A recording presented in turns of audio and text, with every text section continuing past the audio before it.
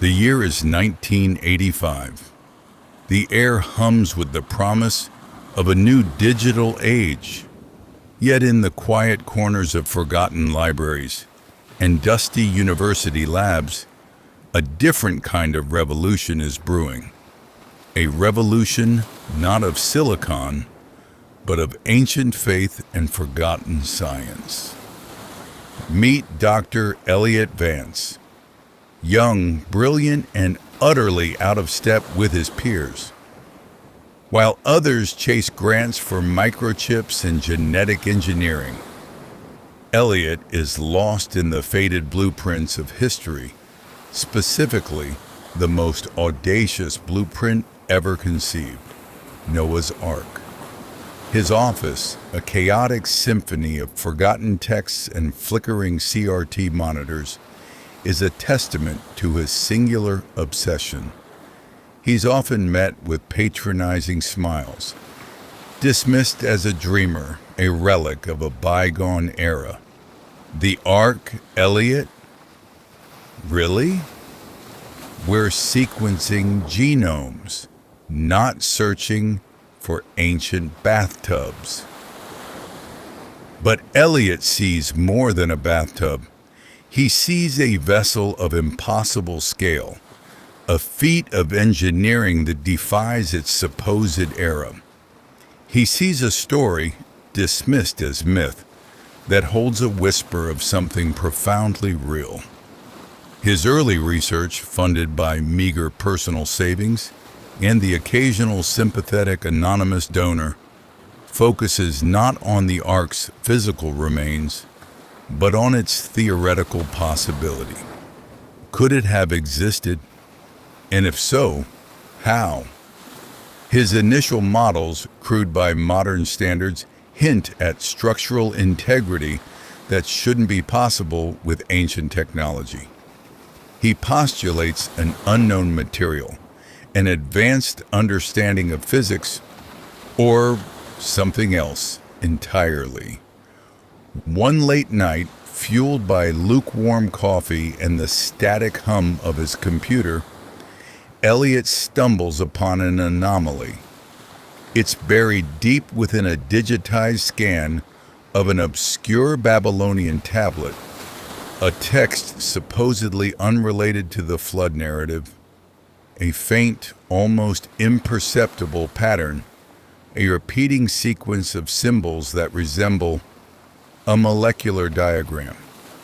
It's too complex for the era, too precise. He dismisses it at first, a trick of the light, a coding error.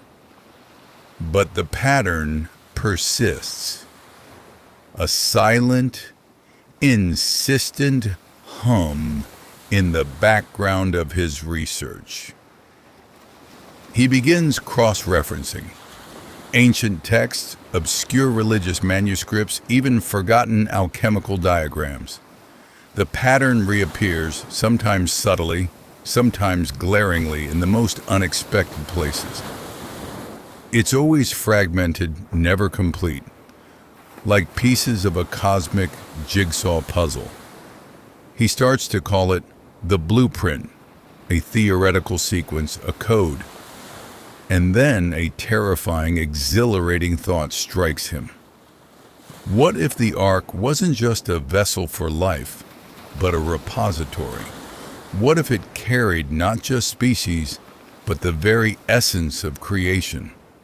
What if this pattern, this blueprint, was not just an architectural design, but a genetic one? The DNA of God. He tries to share his nascent theories, his wild conjectures with his mentors, with colleagues. He's met with polite condescension, then outright ridicule. Elliot, you're a brilliant mind, but this is fantasy.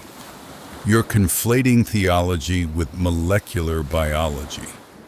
He becomes more isolated, his obsession deepening, his beliefs solidifying in the face of universal skepticism. The more they dismiss him, the more convinced he becomes that he's on the verge of something monumental. His research leads him to a forgotten archive in a remote monastery, a place untouched by time. Among dusty scrolls and crumbling maps, he finds a series of astronomical charts, far more accurate than anything known to have existed in the ancient world. And etched subtly into the margins of one chart, almost invisible to the naked eye, is another fragment of the blueprint. But this time, it's different. It's not just a pattern, it's accompanied by a series of coordinates. Coordinates that point not to a landmass, but to a specific location in the middle of the ocean. Elliot, heart pounding, enters the coordinates into his rudimentary mapping software. The screen flickers, then slowly renders a desolate expanse of water. But then a faint, almost imperceptible anomaly appears on the ocean floor. A massive, elongated shadow, unlike any natural formation. It's too regular, too symmetrical, and as he zooms in, a single chilling word flashes across his screen. A word he's seen countless times in ancient texts, but never expected to see here in this scientific context, pointing to something undeniably real. ARARAT. The word ARARAT burned into Elliot's mind, a single impossible beacon on the flickering screen. His initial elation quickly gave way to a chilling realization. This wasn't the Mount Ararat of biblical lore, but a deep-sea anomaly, thousands of miles from any known land. The coordinates, precise to the decimal, pointed to a submerged peak in an uncharted trench. This was no geological quirk. The shadow was too defined, too angular. It was a structure. He spent the next weeks in a frenzy, cross-referencing oceanographic maps from the early 80s, geological surveys, even declassified satellite imagery. Nothing. The area was a blank, a silent abyss. The scientific community, obsessed with space and land-based archaeology, had simply overlooked this vast, watery expanse. Elliot knew he couldn't approach official channels. His theories were already considered outlandish. He needed a different kind of help. His search led him to the fringes of the academic world, to a network of independent researchers, eccentric billionaires, and whispers of black market technology. He found an old, grizzled marine salvage expert, a man named Captain Thorne, whose eyes held the weary wisdom of countless deep-sea expeditions. Thorne, initially skeptical, was intrigued by Elliot's passion, and more importantly, by the precise coordinates and the promise of something truly unprecedented. He had a vessel, the Leviathan, a repurposed oil rig support ship, equipped with experimental sonar and a deep-sea submersible. It was old, rusty, and barely seaworthy, but it was Elliot's only hope. The journey was long, punctuated by the rhythmic groan of the ship's engines and the vast, indifferent expanse of the ocean. Elliot spent his days poring over his blueprint fragments, trying to decipher more of the molecular patterns, convinced that the key to understanding the submerged structure lay within this ancient code. he began to see connections, faint echoes of the pattern in the very structure of the Earth's magnetic field, in the resonant frequencies of certain deep-sea geological formations. It was as if the blueprint was not just a design, but a fundamental principle woven into the fabric of existence. As they neared the coordinates, the Leviathan's experimental sonar began to pick up faint, distorted readings. Not a single massive object, but a series of smaller, interconnected anomalies. It was like a giant submerged jigsaw puzzle with pieces scattered across the ocean floor. Thorne, a man who had seen everything the ocean could offer, felt a prickle of unease. The readings were too regular, too unnatural. Finally, the Leviathan hovered over the exact coordinates. The sonar screen, usually a chaotic swirl of data, now displayed a hauntingly clear image, a colossal, elongated object, partially buried in the sediment, its edges sharp and impossibly straight. It was far larger than anything Elliot had imagined, yet a leviathan of stone and something else, something metallic and strangely luminescent. As the submersible prepared for deployment, a sudden, powerful electromagnetic pulse surged through the Leviathan, knocking out the ship's power for a terrifying moment. When the lights flickered back on, the sonar screen was blank. And then, a single faint, repeating signal began to emanate from the depths, a rhythmic pulse that resonated deep within Elliot's bones. It was the blueprint, not just a static pattern, but an active, living signal pulsing from the heart of the abyss. The signal was faint, almost imperceptible, but undeniably there. A low resonant hum that seemed to vibrate not just through the ship, but through Elliot himself. Captain Thorne, a man of logic and practicality, was visibly shaken. "Never heard anything like it," he grumbled, his hand hovering over the sonar controls. Elliot, however, felt a surge of exhilaration. This was it. Proof. The submersible, a cramped sphere of steel and glass, descended into the crushing darkness. The Leviathan's powerful floodlights cut through the inky blackness, revealing a world alien and ancient. Bioluminescent creatures drifted past, their ghostly forms illuminated for a fleeting moment. The pressure mounted, the submersible groaning under the immense weight of the ocean.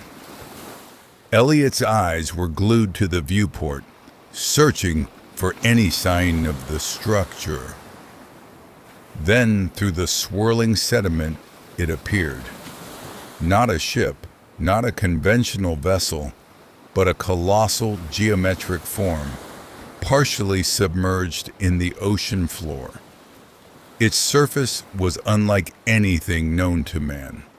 A dark, smooth material that absorbed the light, yet somehow shimmered with an internal faint luminescence.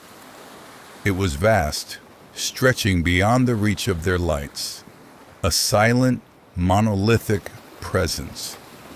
And etched into its surface, barely visible through layers of time and marine growth, were the familiar, repeating patterns of the blueprint.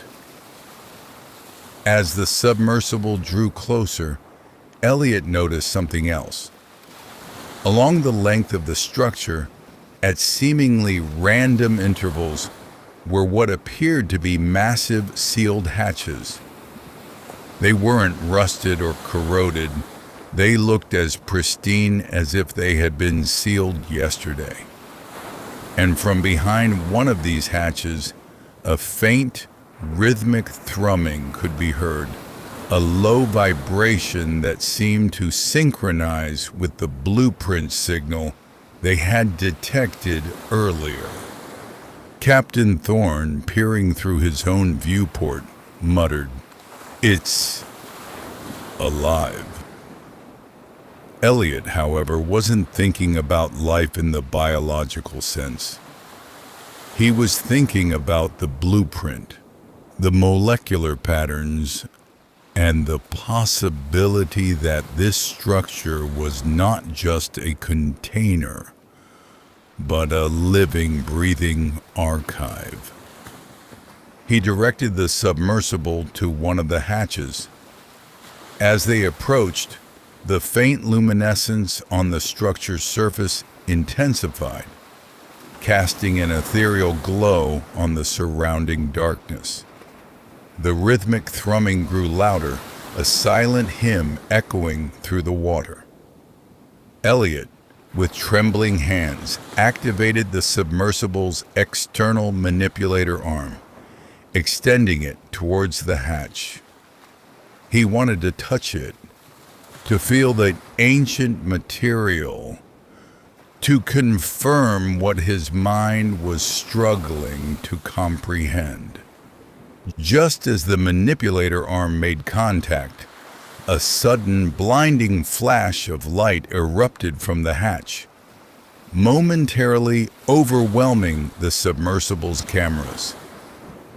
The rhythmic thrumming intensified into a deafening roar, and a powerful, unseen force slammed into the submersible, sending it spinning wildly. Alarms blared, lights flickered, and the pressure hull groaned ominously. When Elliot could finally regain control of his senses, the hatch was no longer glowing. It was open. And from the darkness within, a single, impossibly bright beam of light pierced the abyss, illuminating something small, crystalline, and pulsating with the very same blueprint pattern. It was drifting slowly out of the opening towards them. The crystalline object, pulsating with the familiar blueprint pattern, drifted slowly out of the now open hatch. It was no larger than a human hand, multifaceted and impossibly bright, casting an ethereal glow that pushed back the absolute darkness of the deep. Elliot's mind reeled. This wasn't just an archaeological find, it was an active beacon, a message. He extended the submersible's manipulator arm again, carefully, deliberately, reaching for the object. Captain Thorne, his voice strained through the comms, urged caution. "Elliot, what is that thing? We don't know what it is." But Elliot was beyond caution. This was the culmination of his life's work, a direct link to something profound and utterly alien. As the arm gently made contact, a jolt of energy surged through the submersible, not electrical, but something far more primal, almost biological. The object hummed, its light intensifying, and then a series of complex, three-dimensional, geometric patterns began to project from its surface, swirling and shifting in the water before them. These weren't just random shapes. They were intricate schematics, molecular structures, and what looked disturbingly like astronomical maps. Elliot recognized fragments of his own blueprint theory within the projections, but expanded, clarified, made terrifyingly complete. The information overloaded his senses, a silent deluge of data too vast for his human mind to fully grasp. He tried to record it, but the submersible systems struggled, the energy from the crystal interfering with the digital signals. He resorted to frantic sketches, scrawling notes on anything he could find, desperate to capture even a fraction of what he was witnessing. The pattern shifted, then coalesced into a single massive image, a depiction of Earth, not as it was in the 1980s, but as it might have been in the distant past. Continents were different, land masses reshaped, and a faint shimmering dome seemed to encompass the entire planet. And within that dome, tiny, glowing points of light moved, converging, then dispersing. It was a visual history, a silent narrative unfolding before his eyes, suggesting a celestial intervention, a guiding hand in the very formation of life. Suddenly, the crystal's light pulsed violently, and the projections vanished. The hum intensified to a piercing shriek, and the object began to retract, pulling itself back into the open hatch. Elliot lunged for the manipulator controls, desperate to hold on to it, but it was too late. With a soft click, the hatch sealed, and the strange luminescence faded, leaving the structure once again as a dark, silent monolith in the deep. Back on the Leviathan, the crew was in a state of agitated confusion. The electromagnetic pulse had temporarily fried some of their older equipment, and the strange readings had left everyone unsettled. Elliot, however, was invigorated, though exhausted. He had seen something impossible, something that shattered every scientific and religious paradigm. The crystal was gone, but the images, the flood of information, was seared into his memory. He knew now that the Ark wasn't just a vessel, but a vault, a repository of cosmic knowledge. But what was its purpose? And why had it revealed itself now, after millennia? He realized with a growing dread that he might have just opened a door to something far grander and far more dangerous than he could have ever imagined. The return journey was a blur of frantic analysis for Elliot. He meticulously transcribed his hurried sketches, trying to piece together the fragments of the cosmic data stream he had witnessed. The geometric patterns, the molecular sequences, the impossible star charts, they all pointed to an intelligence beyond human comprehension, an ancient design woven into the fabric of reality. He realized that the blueprint wasn't just the DNA of God, but perhaps the operating system of the universe itself. Captain Thorne, a pragmatic man, observed Elliot with a mixture of awe and concern. The strange readings, the submersible's momentary chaos, and Elliot's wild tales of a pulsating crystal had deeply unnerved him.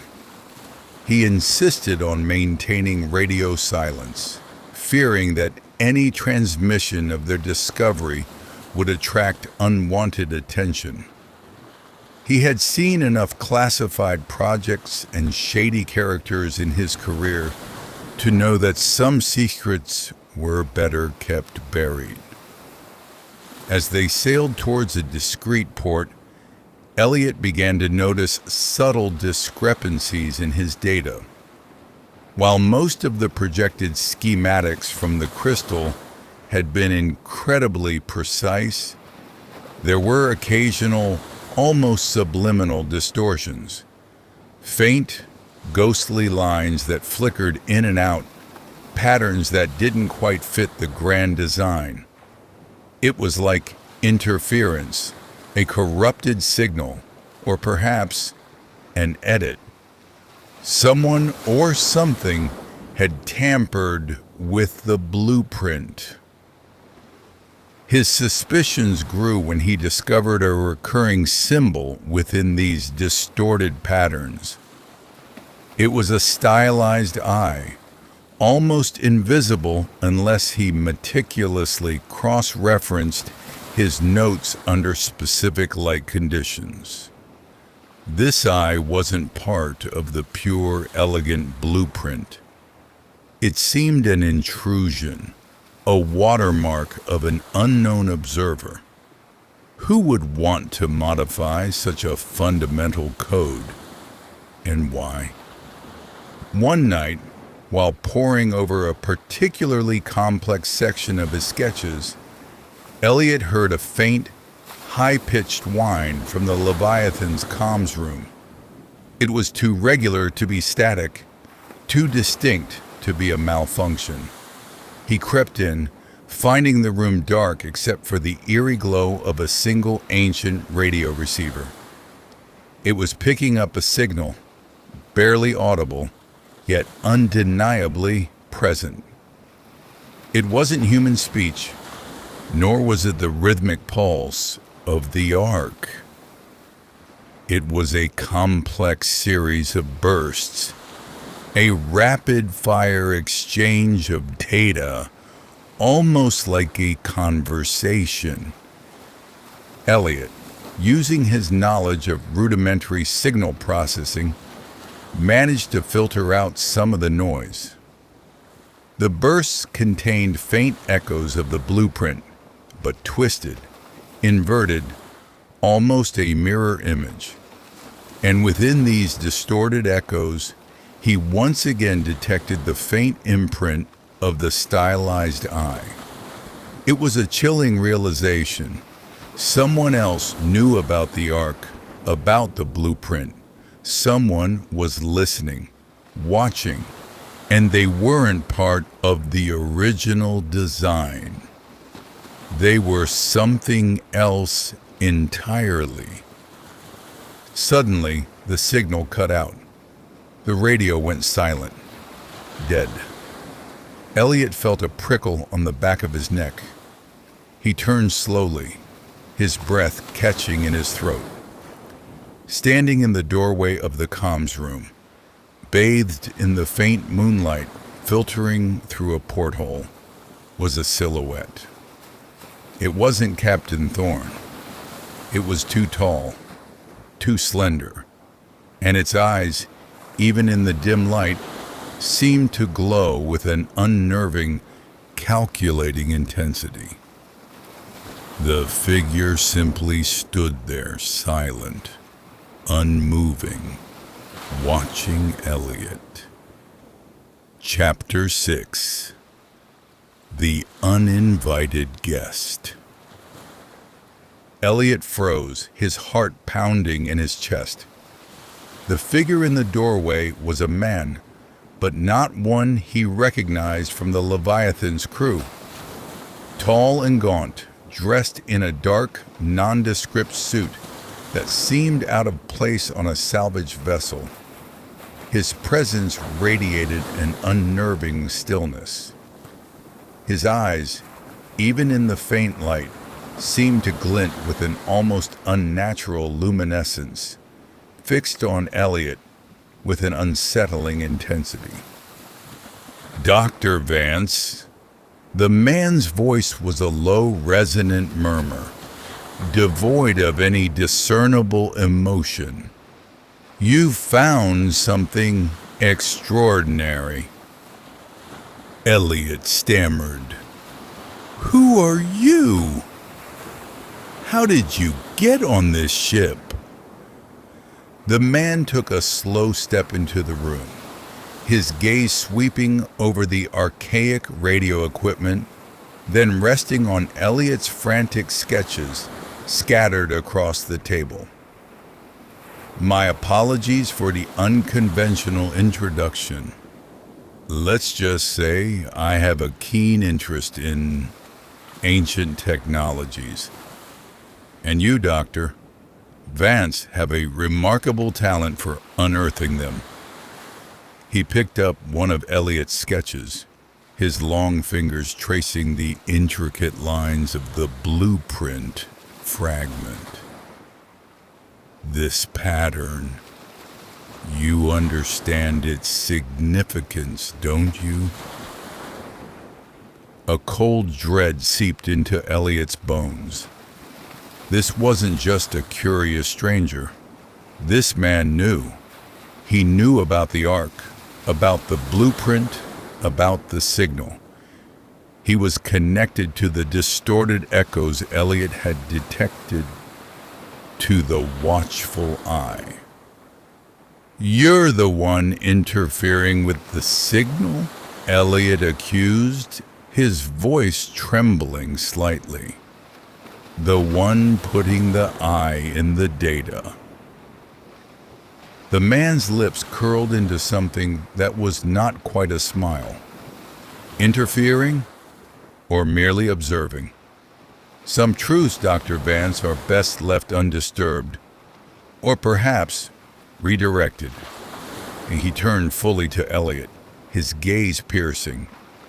What you saw down there, what you glimpsed from the Ark, is only a fragment, a very dangerous fragment. There are forces at play, ancient forces, that wish to keep that information contained. For the good of humanity, of course. Before Elliot could respond, Captain Thorne burst into the room, a rusty wrench clutched in his hand. Who the hell are you, mate? And what are you doing sneaking around my ship? The mysterious man turned with an almost impossibly fluid motion. His eyes narrowed, and for a fleeting instant, Elliot saw a flicker of something truly alien within them. The air in the small room grew heavy, charged with an invisible tension. "Captain," the man said, his voice now colder, sharper, "I suggest you return to the bridge. This conversation does not concern you." Thorne, despite his gruff exterior, hesitated. There was something in the stranger's demeanor, a quiet authority that commanded an unnerving respect. Yet he held his ground. "This is my ship. Everything on it concerns me." The man sighed, a sound of profound weariness. "Very well." He made a subtle gesture with his hand, a barely perceptible flick of his wrist. Suddenly, Thorne gasped, clutching his head, his eyes widening in pain before he slumped to the floor, unconscious. Elliot stared, horrified. There was no physical contact, no weapon, just a gesture. The stranger turned back to Elliot, his composure undisturbed. "Now, Doctor Vance, we can discuss the next steps of your discovery. You see, the Ark is not merely a vessel of ancient life. It is a key to something that could change everything we know about creation, about our place in the cosmos. And there are those who would use that key for purposes far removed from scientific understanding." He paused, his gaze intensifying.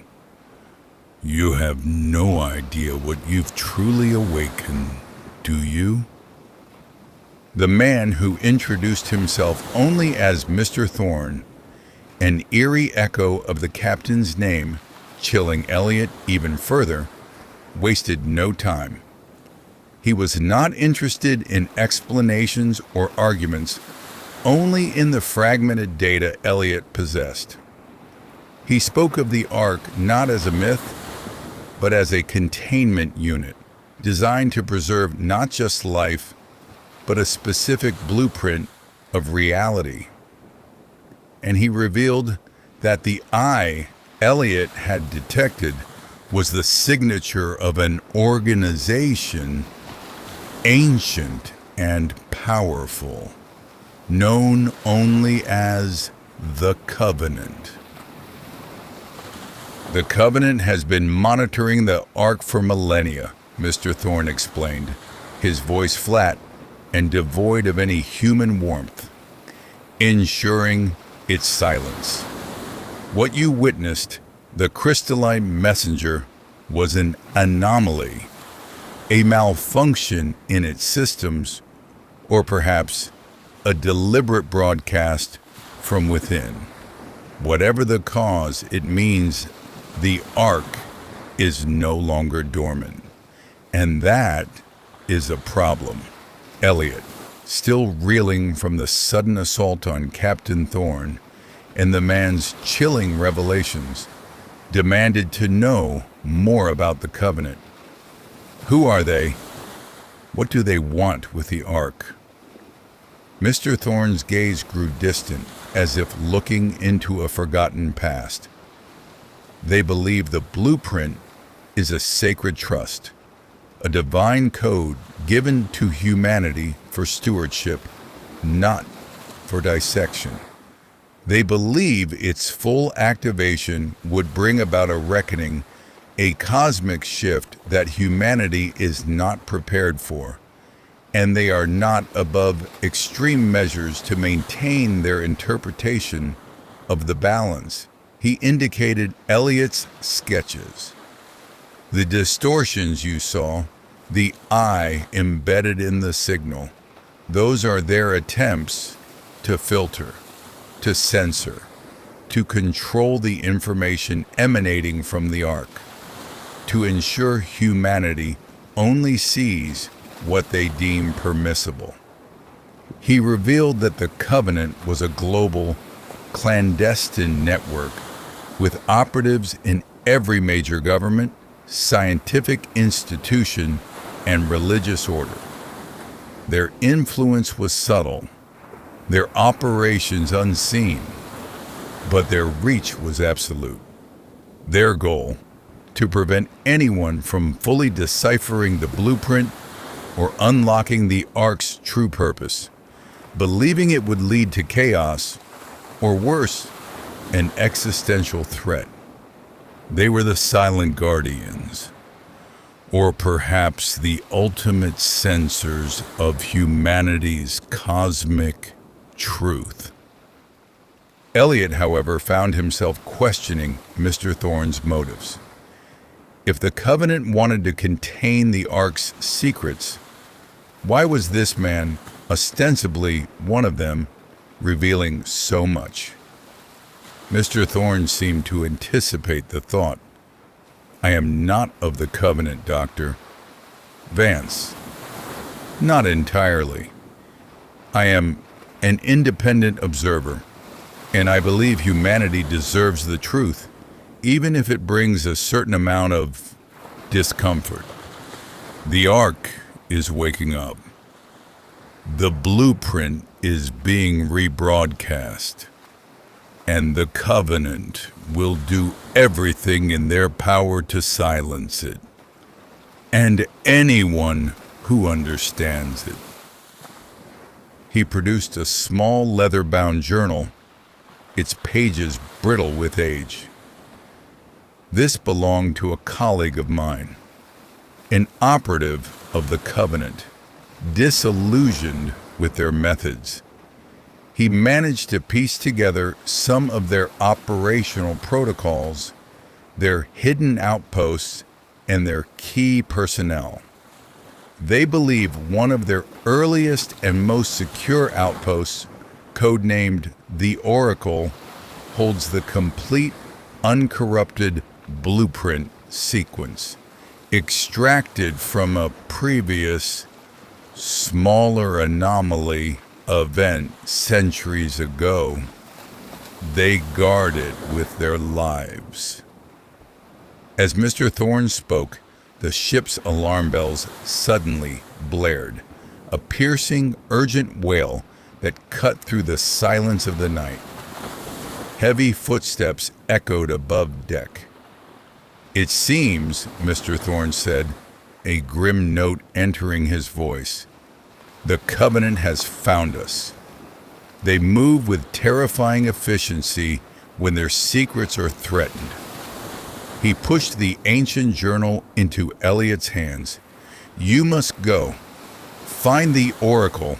It is humanity's only hope for the unfiltered truth."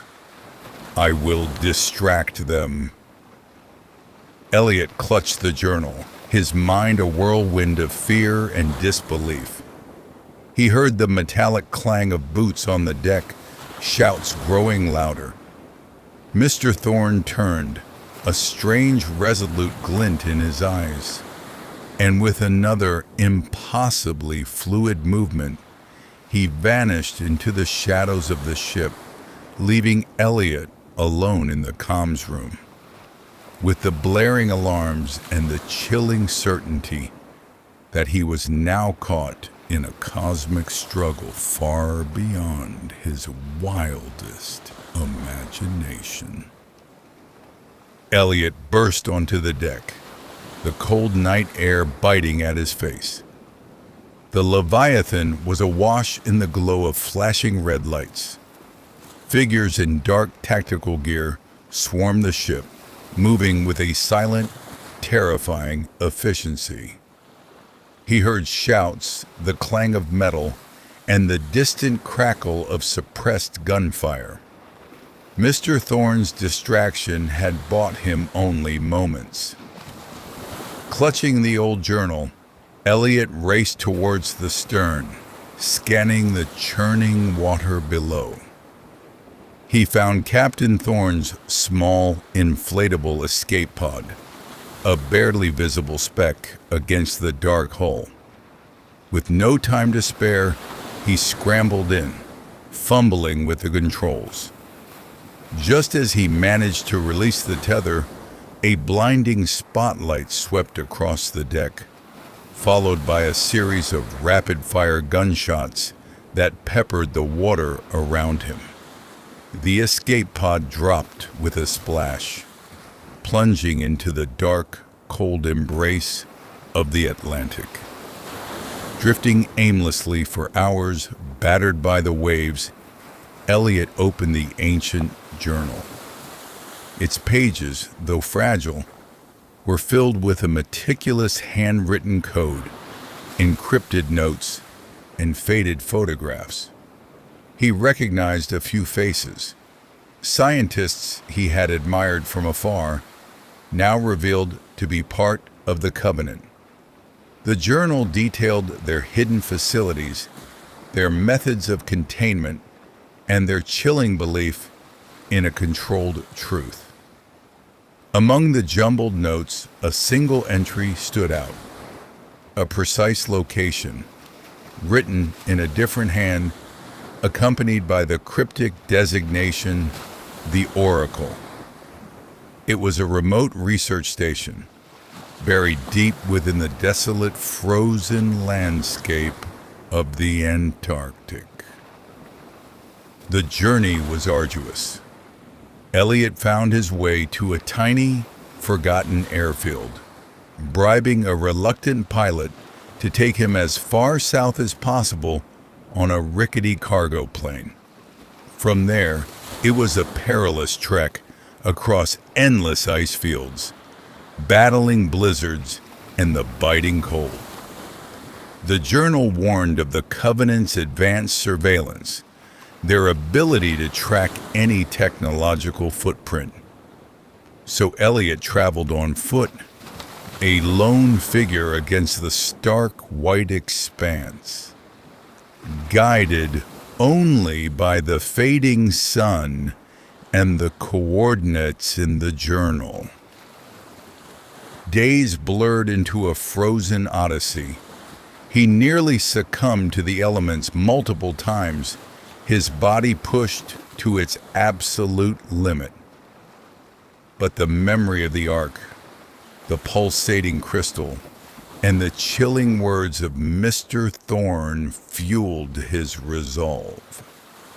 He had to reach the oracle. He had to find the uncorrupted blueprint. Finally, through a swirling blizzard, a faint, almost invisible structure emerged from the ice. A low-lying, camouflaged building, seemingly carved out of the very glacier itself. No lights, no visible signs of life. It was a ghost facility, perfectly integrated into the frozen wasteland. This was the Oracle. Elliot found a hidden access tunnel, masked by cleverly engineered ice formations. Inside, the air was warm, sterile, and eerily silent. The facility was vast, a labyrinth of gleaming corridors and high-tech laboratories that seemed decades ahead of 1980s technology. He found no one. It was as if the place had been evacuated in a hurry, or perhaps left unattended for a very long time. He followed the journal's cryptic instructions, navigating through biometric scanners that miraculously still functioned, opening sealed doors with ancient keycards. Deeper and deeper he went, until he reached the heart of the facility. A massive, circular chamber. In the center, bathed in a soft, pulsating blue light, was not a crystal nor a tablet, but an enormous, perfectly preserved slab of what looked like dark, polished obsidian. And etched onto its surface, glowing with an inner luminescence, was the complete, uninterrupted blueprint. Every line, every symbol, every molecular structure was there, perfect and pristine. And alongside it, a new layer, an anatomical diagram unlike anything he had ever seen. The inner workings of an entity, vast and complex, unlike any known life form. He was staring at the original, unedited blueprint of life, of creation itself, and something else, something far grander and utterly unknown. Elliot stood transfixed before the glowing obsidian slab, the full blueprint pulsating with a silent, mesmerizing energy. It was everything he had dreamed of, and infinitely more terrifying. The molecular structures depicted were impossibly complex, hinting at genetic sequences that defied the very laws of known biology. They were not merely instructions for life as he understood it, but for an entirely new form of existence. Or perhaps the blueprint for a different kind of creation entirely. But it was the anatomical diagram that truly sent a chill down his spine. It was immense, depicting what appeared to be a vast, intricate biological system resembling a cosmic nervous network or an enormous living machine. It was clearly not human, not animal, not even plant. It was a complex, self-sustaining entity, interwoven with the very fabric of space and time. And among its myriad of interconnected systems, Elliot recognized familiar celestial bodies, planets, stars, even entire galaxies, depicted as integral components of this colossal biological design. He realized, with a dawning horror, that the Ark was not just carrying the blueprint of creation, but perhaps parts of the Creator itself. His mind raced, trying to process the implications. This wasn't just God's DNA. It was God's very physiology, laid bare. It suggested a cosmic being, living and breathing, and the universe itself might be its living body. As he absorbed the overwhelming information, a small recessed panel on the chamber wall flickered to life. A single glowing button emerged, labeled in an ancient flowing script that oddly resonated with the blueprint patterns. Below it, a warning symbol Elliot instinctively understood as activation. He hesitated. Mr. Thorne had warned him about activating the Ark, about forces that wished to keep the knowledge contained. But this was the oracle, the source of the uncorrupted truth. What would pressing this button do? Would it unleash the full blueprint upon the world? Would it activate something within the Ark itself, down in the abyssal depths? His hand hovered over the button, 1,000 possibilities racing through his mind. Was this a test? A trap?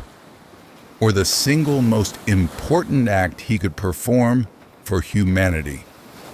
He remembered the eye symbol, the interference, the forces that wished to control this knowledge. He remembered Mr. Thorne's cryptic words. The Ark is waking up. The blueprint is being rebroadcast. And he recalled the pulsating crystal, the immediate opening of the Ark's hatch upon contact. Taking a deep breath, Elliot pressed the button. The chamber instantly plunged into darkness. Then, the obsidian slab began to pulse with a blinding, incandescent light, far more intense than before. The intricate patterns of the blueprint writhed and shifted, flowing off the slab and swirling around Elliot like living energy. The air hummed with a tangible force, a deep resonance that vibrated through his very bones. He felt a profound connection, as if the universe itself was whispering its deepest secrets directly into his consciousness. Images flooded his mind. The genesis of stars, the birth of galaxies, the intricate dance of creation on a scale he couldn't comprehend. Suddenly, the central part of the obsidian slab began to slide inward, revealing a hidden compartment. Within it, suspended in a field of pure energy, floated a single small, perfectly geometric object. It was identical in form to the crystalline messenger he had seen emerge from the Ark, but this one was silent, inert. It was a duplicate, a perfect copy of the active crystal he had encountered in the deep. And then, a voice deep and resonant, not spoken aloud but resonating directly within Elliot's mind, echoed through the chamber. The Ark is merely the womb. This is the seed for the second Genesis. The voice, disembodied yet undeniably present in Elliot's mind, echoed the chilling words. The Ark is merely the womb. This is the seed for the second Genesis. He stared at the inert crystalline object, a duplicate of the one that had emerged from the ark, now pulsing with a faint internal light. The knowledge flooded his consciousness. This wasn't just data, it was a fragment of a living code, a cosmic zygote waiting to be activated. The Genesis Protocol was not merely about understanding creation, but initiating it.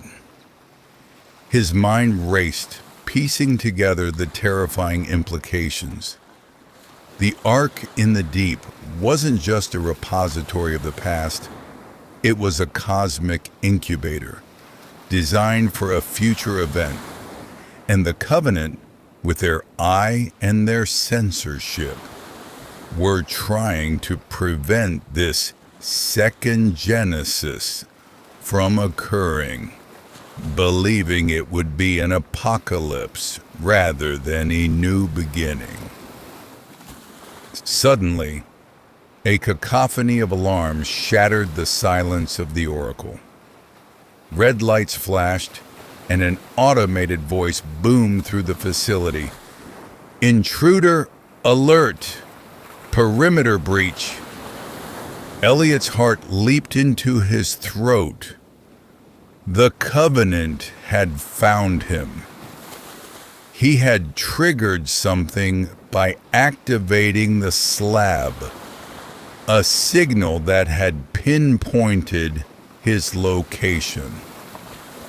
He grabbed the inert crystal from its energy field. It felt surprisingly warm in his hand, a miniature sun, and stuffed it into his satchel. He knew he couldn't stay. The oracle was compromised. He had to escape, not just for his own survival, but to protect the seed. He raced back through the sterile corridors, the automated voice relentlessly tracking his movements. He could hear the thud of the heavy boots, the muted shouts of highly trained operatives closing in. They moved with a chilling precision, their dark forms silhouetted against the flashing emergency lights. These weren't just men. They were an organized force, dedicated to their mission. He reached the hidden access tunnel just as a squad of Covenant operatives burst into the main chamber, their weapons raised. He heard their frustrated shouts as they saw the empty pedestal where the crystal had floated. He scrambled through the narrow tunnel, the sound of their pursuit echoing behind him. Emerging into the biting Antarctic wind, Elliot didn't hesitate. He ran blindly across the frozen landscape, the blizzard a welcome shroud against his pursuers. He could feel the crystal in his satchel pulsating, a faint warmth radiating through the fabric. It was calling to something, sending out a silent signal, a cosmic heartbeat in the desolate wilderness. He didn't know where he was going, only that he had to get as far away from the Covenant as possible. As he ran, a new wave of information flooded his mind, emanating from the crystal. Not projections or schematics, but raw, visceral data. He saw glimpses of colossal structures, not of this world, hovering in celestial spaces. He saw events of unimaginable scale, stars being born, planets forming, not through random cosmic dust, but through an intentional, guiding force. It was the blueprint, not as a diagram, but as a living, unfolding process. He realized with a terrifying clarity that the Covenant was right to fear this second Genesis. It was not a gentle evolution, but a deliberate, powerful reshaping of reality. Just then, a blinding beam of light pierced the blizzard, illuminating the ice field before him. It wasn't from a human vehicle. It was an ethereal, almost milky light, descending from the sky. And within its glow, a shimmering, indistinct form began to materialize, vast and silent, unlike anything from Earth. It was reacting to the crystal, drawn to its silent call. Elliot stopped, breathless, the harsh wind forgotten. The Covenant was still in pursuit, but now something else entirely had arrived. The colossal shimmering form descended slowly, silently, through the blizzard, its presence dwarfing the entire frozen landscape. It was not a ship, not a machine as Elliot understood it. It was organic and geometric at once, fluid yet defined, emanating the same faint, milky luminescence as the beam that preceded it. It pulsated with a low, deep hum, a sound that resonated with the crystal in Elliot's satchel, making it thrum with an insistent warmth against his side. He stood mesmerized, his exhaustion forgotten, his fear replaced by an overwhelming sense of awe. This was not a product of human hands, nor even of the ancient civilization that built the Ark. This was something else entirely. Something beyond terrestrial origin. An entity that seemed to embody the very essence of the blueprint itself. As it drew closer, Elliot could distinguish intricate patterns on its surface, lines of light that shifted and rearranged, echoing the molecular structures and celestial maps he had seen in the Ark's projections and on the Oracle's slab. It was a living embodiment of the cosmic code, a being woven from the fundamental principles of the universe. Suddenly, the ground beneath Elliot vibrated. He glanced back, seeing the dark shapes of Covenant operatives emerging from the swirling snow, their weapons raised, closing in on his position. They too had stopped, staring up at the incomprehensible entity descending from the sky, their resolve momentarily shattered by the sheer impossibility of what they witnessed. The being, if it could be called that, emitted a soft, resonating tone that seemed to vibrate directly in Elliot's mind, overriding his own thoughts. It wasn't a language, but a transfer of pure information, a direct download of consciousness. He understood with chilling clarity that this entity was an arbiter, a guardian of the blueprint, sent to assess the situation, to weigh the balance of creation and destruction. It was responding to the crystal, to the seed that had been activated, and its presence indicated that the second Genesis was not merely a theoretical possibility, but an imminent event.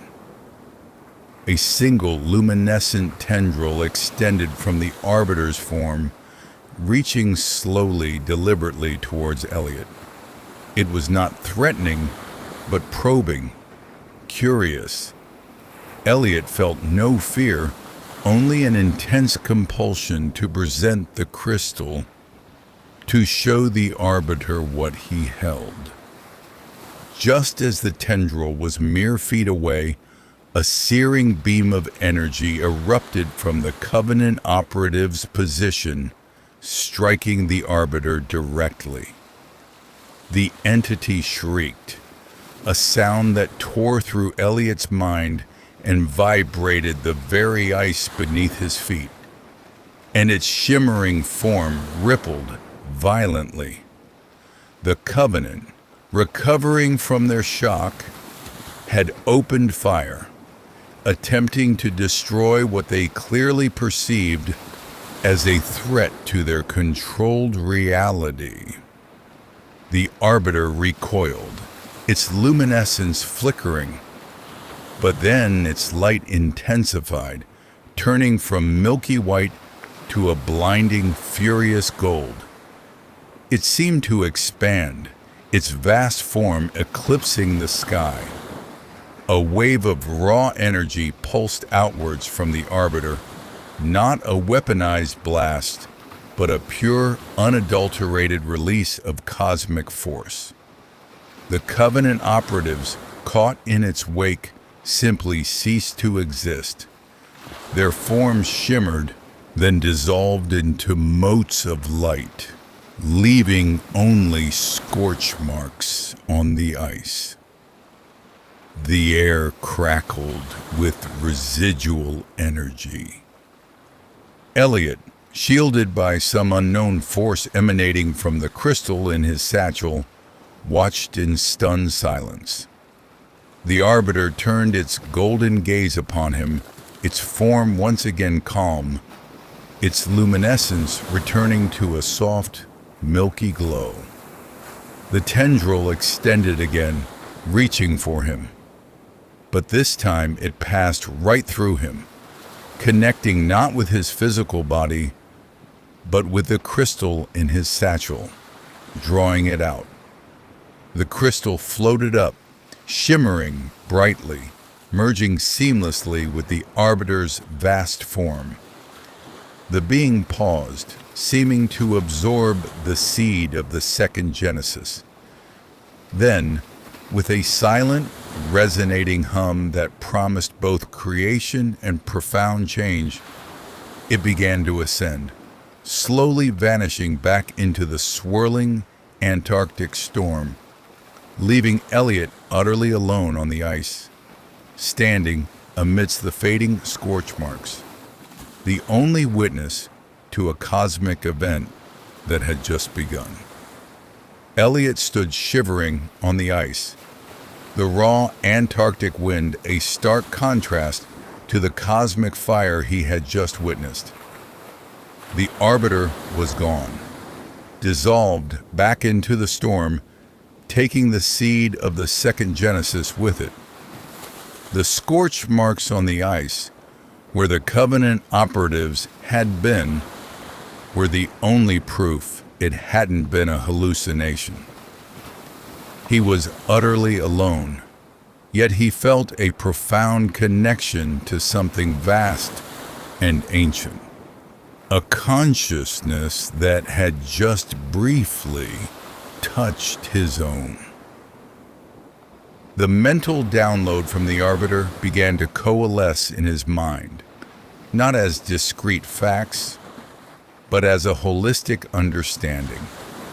The blueprint was indeed the operating code of the universe, but it was not static.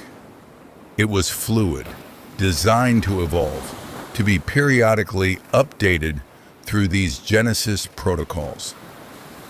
The Ark was merely one of many wombs across the cosmos, dormant until the right celestial alignment, the right cosmic trigger, activated its purpose. And the seed he had carried from the oracle was not just information. It was a catalyst, a living fragment of the next stage of universal creation. He understood now the Covenant's fear. They weren't just religious zealots or power-hungry conspirators. They were custodians, believing they were protecting humanity from a truth it wasn't ready for, from a change that could obliterate their established order.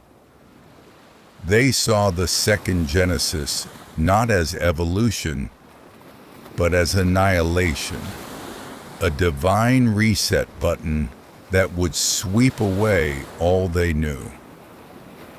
As the aftershocks of the Arbiter's presence subsided, Elliot's mind was still reeling from the sheer scale of the revelation. He was a small, insignificant human in the face of cosmic architects and their grand designs. Yet, he had played a pivotal role. He had delivered the seed. He had opened the door. He had to get back to civilization, to warn the world, but how? The Leviathan was compromised. Captain Thorne was still unconscious, and the Covenant would be hunting him relentlessly. He was stranded in one of the most desolate places on Earth, with a truth that could shatter reality. Just then, through a momentary lull in the blizzard, he saw it. A faint glow on the horizon, too structured to be natural light, too consistent to be a reflection of the sun. It was coming from the direction of the Oracle facility, but it was growing, expanding, emanating from within the ice itself. It wasn't the Covenant. This light was different, pure, and intense, pulsing with a slow, deliberate rhythm. It was the blueprint again, but this time it was being expressed on a scale that dwarfed the slab in the Oracle, radiating outwards from the very heart of the glacier. He realized, with a horrifying certainty, that the Arbiter hadn't just absorbed the seed and left. It had initiated something far grander, far closer to home. The second Genesis wasn't just a cosmic event. It was beginning here. The light from the Oracle grew, transforming the horizon into an ethereal, pulsating aurora. Elliot, his breath misting in the frigid air, stumbled towards it, drawn by an irresistible pull. This wasn't just a light show. It was a profound geological and biological transformation. The ice itself seemed to hum, vibrating with an unseen energy, and he could feel it resonating through the soles of his frozen boots. As he got closer, he saw that the light was emanating from cracks forming in the glacier, fissures that radiated outwards from the heart of the Oracle facility. Within these glowing fissures, new patterns began to emerge, not unlike the blueprint he knew, but evolving, morphing into complex, three-dimensional structures.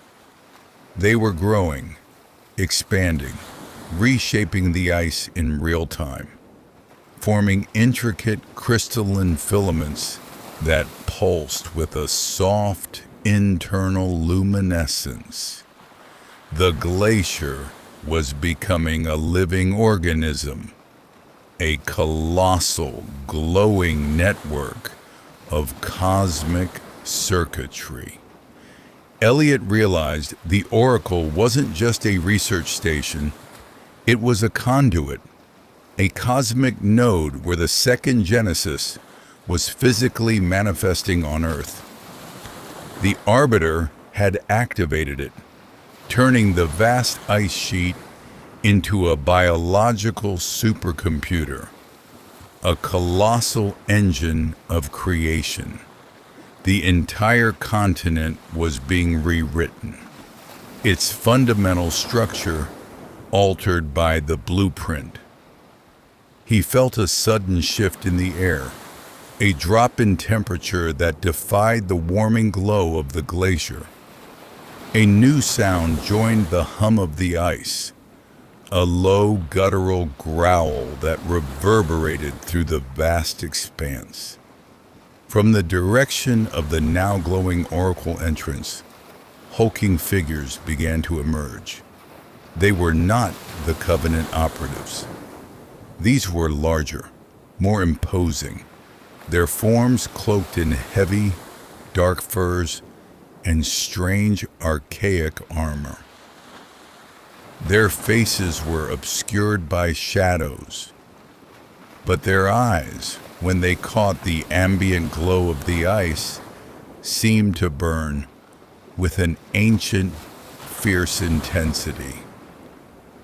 These were the true guardians of the Oracle, the original custodians, perhaps even older than the Covenant itself. They were the ones Mr. Thorne had hinted at, the deeper, more ancient forces at play.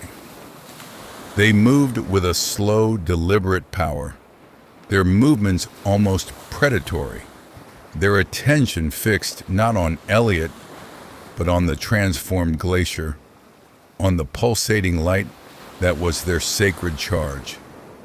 They carried no modern weapons, only massive, crudely forged staffs that seemed to absorb and refract the light of the evolving glacier.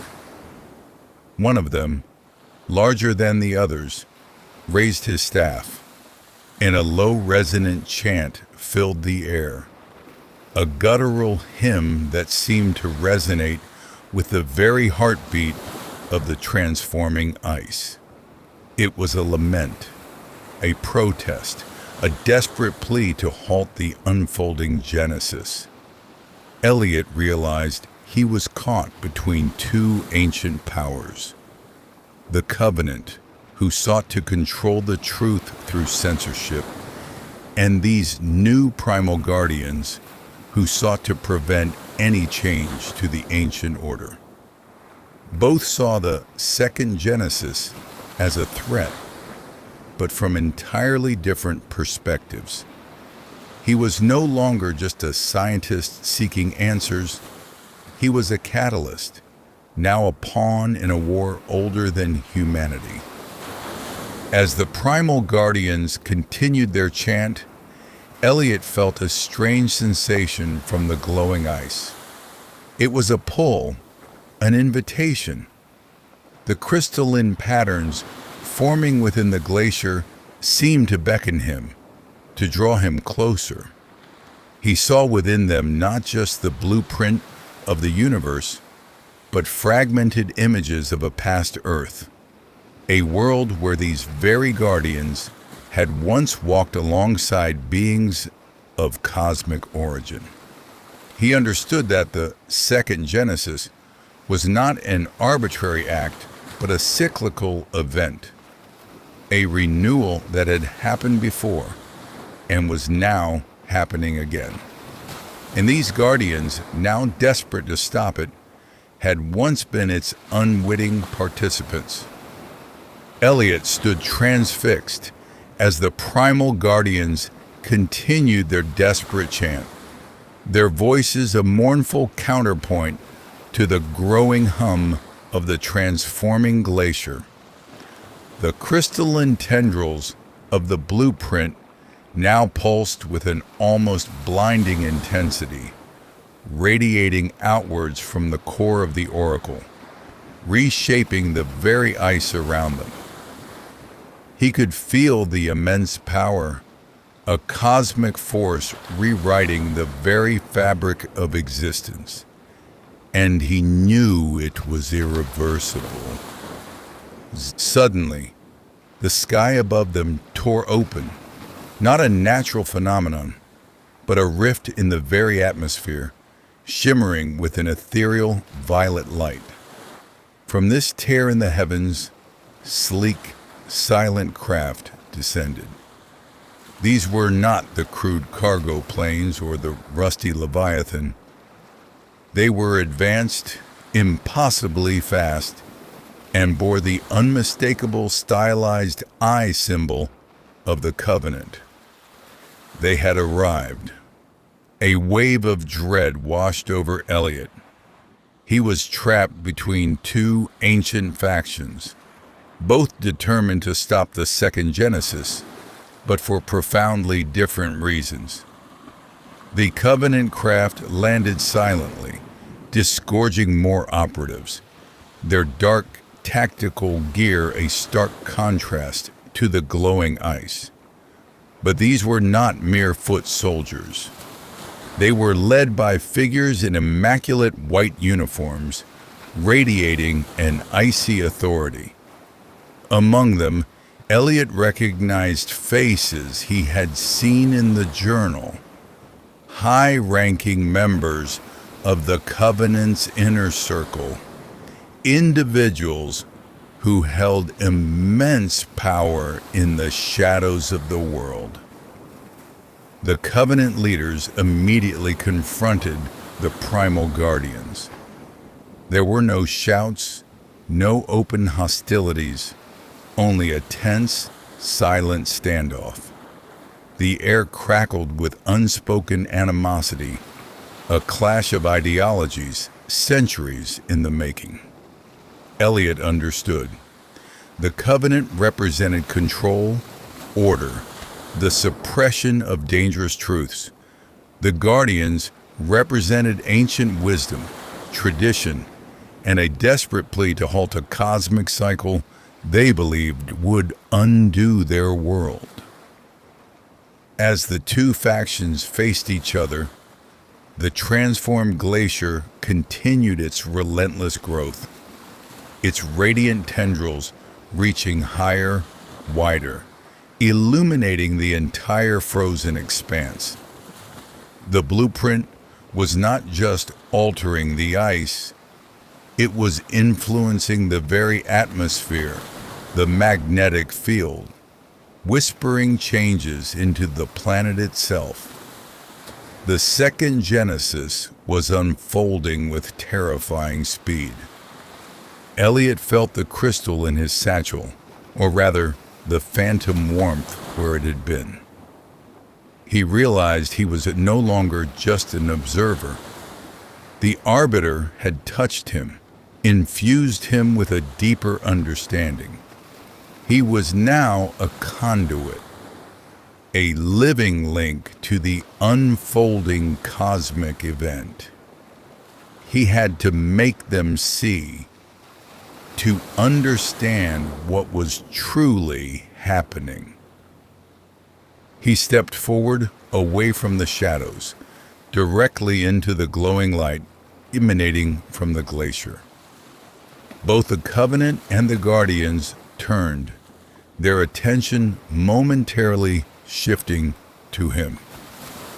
He was a small, fragile human, yet he carried the weight of universal truth. "This isn't an end," Elliot's voice echoed, surprisingly strong against the hum of the ice and the silent tension.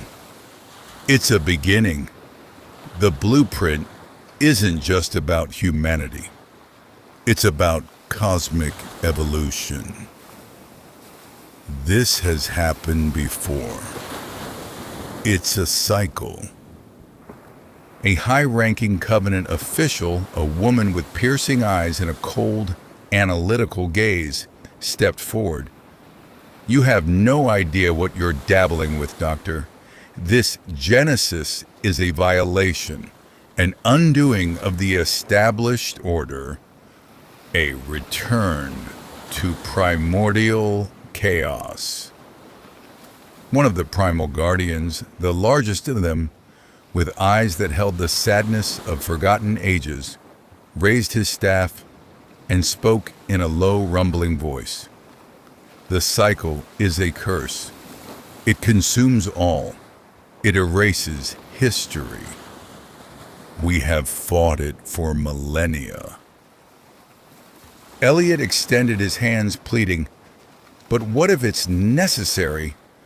What if it's the only way for true creation to continue? The ark, it's not just a myth, it's part of this process. It preserves not just life, but the very essence, the potential for what's next. As he spoke, the light from the glacier pulsed faster, more intensely. The ground beneath their feet began to tremble, a deep, resonant tremor that spoke of massive energies being unleashed. And from the very heart of the glowing ice, a new sound began to emerge. A complex, ethereal melody, like a chorus of impossibly pure voices resonating with the cosmic blueprint. It was the Song of Genesis, and it was about to reach its crescendo. The Song of Genesis swelled, an ethereal chorus that vibrated through Elliot's very being, transcending sound and becoming pure sensation. The entire glacier was now a pulsating, luminous heart, its crystalline filaments reaching towards the sky like colossal, glowing arteries. The ground trembled violently, and the air crackled with immense, unimaginable energy. Both the Covenant and the Primal Guardians were momentarily stunned into silence, their conflict forgotten in the face of this overwhelming spectacle. Their weapons lowered, their ancient staffs dropped. Their faces, once etched with resolve, now showed a mixture of awe and dawning terror. They had fought for control, for preservation, but this force was beyond anything they had ever conceived. Elliot, however, felt a profound serenity. The Song of Genesis was not destructive, it was transformative. He understood now that the second Genesis wasn't about annihilation, but about reintegration, a cosmic recalibration. It was the universe updating its own operating system, a grand symphony of creation and renewal. The Ark was a repository for potential, waiting for the cosmic signal to reseed life, not just on Earth, but across newly formed cosmic landscapes. As the song reached its peak, the ground beneath the glacier split with a deafening roar. A column of pure incandescent light erupted from the chasm, piercing the stormy sky and tearing open the very fabric of reality. The rift above widened, revealing not just stars, but swirling nebulas of impossibly vibrant colors, distant galaxies twisting and merging in a cosmic dance. And through this cosmic gateway, forms began to emerge. Not ships, not beings made of flesh and blood, but colossal shimmering entities of pure light and energy. They were the architects, the true creators, resonating with the very frequencies of the blueprint. They were returning, drawn by the activation of the seed and the unfolding second Genesis. They were vast, beautiful, and utterly indifferent to the struggles of humanity below. Elliot watched, tears streaming down his face, not of sorrow, but of awe. He saw the eye symbol of the covenant reflected in the patterns of light on the architect's forms, not as a symbol of control, but as an ancient, distorted memory, a distant echo of their own celestial gaze. He saw the primal guardian symbols too, woven into the cosmic tapestry, their fears a remnant of a previous, forgotten Genesis. The architects did not speak, but their presence communicated a truth beyond words. They were initiating a new cycle, reshaping the fundamental laws of existence, ushering in an era of cosmic change. The old Earth, the 1980s world Elliot knew, was not being destroyed, but being subtly, fundamentally rewritten, its destiny intertwined with the grander cosmic narrative. The song of Genesis began to fade, replaced by a gentle harmonic hum that resonated deep within Elliot. The light show began to subside, the rift in the sky slowly closing, and the architects, having initiated their grand protocol, began to recede back into the cosmic depths from whence they came. Elliot looked around him. The Covenant operatives and the Primal Guardians stood frozen, their faces etched with stunned realization. They had witnessed the unimaginable, their deeply held beliefs shattered by a truth far grander and more terrifying than any of their prophecies. Their struggle for control, for preservation, now seemed utterly insignificant in the face of universal creation. The transformed glacier hummed softly, its new crystalline structures now permanent, an alien monument to a cosmic event. Elliot knew his life and the world itself would never be the same. The second Genesis had begun, not with a bang, but with a silent cosmic symphony. The ultimate mystery was no longer if God existed, but what God truly was, and what role humanity was destined to play in its ongoing, ever-evolving blueprint. The 1980s world had been touched by the divine, and its future, and indeed the future of the cosmos, was now irrevocably changed.